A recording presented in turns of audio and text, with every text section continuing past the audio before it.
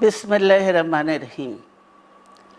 প্রিয় নেতৃবৃন্দ, সহকর্মীবৃন্দ, সকল সুবর্ণাতিগণ, আসসালামু আলাইকুম। প্রতি বছর মে মাসের এই দিনটি আমাদের পরিবারে আসে এক বেদনা বিধুর স্মৃতি নিয়ে।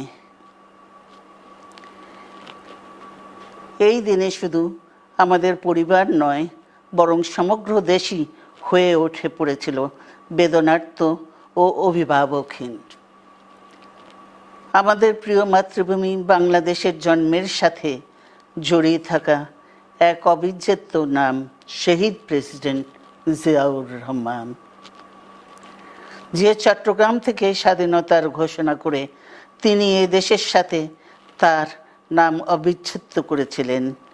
সেই চট্টগ্রামেই এক সফল, সৎ, দূরদর্শী ও প্রকৃত দেশপ্রেমিক প্রেসিডেন্ট হিসেবে নিজের জীবন উৎসর্গ করেছেন।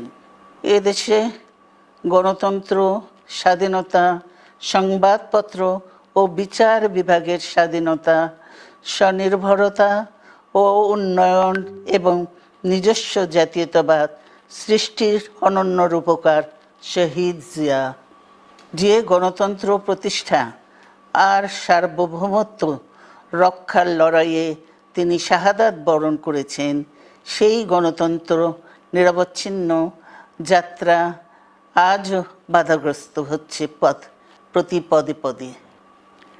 খুব শীঘ্রই আমরা বাংলাদেশকে গণতন্ত্রে পুনঃপ্রতিষ্ঠিত দেখতে পাব। এই হোক শহীদ জিয়ার শাহাদাত বার্ষিকীতে আমাদের অঙ্গীকার। এই লক্ষ্যে সুশৃঙ্খলভাবে এগিয়ে চলার জন্য আমি বিএনপির সকল পর্যায়ের নেতা কর্মী ও দেশবাসীর প্রতি আহ্বান জানাচ্ছি।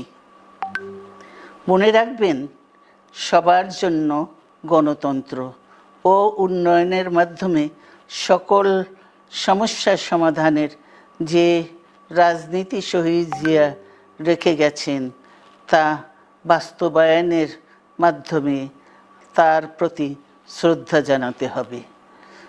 আমরা তার বিদায়ী আত্মার মাগফিরাত কামনা করছি। আল্লাহ হাফেজ। বাংলাদেশ জিন্দাবাদ।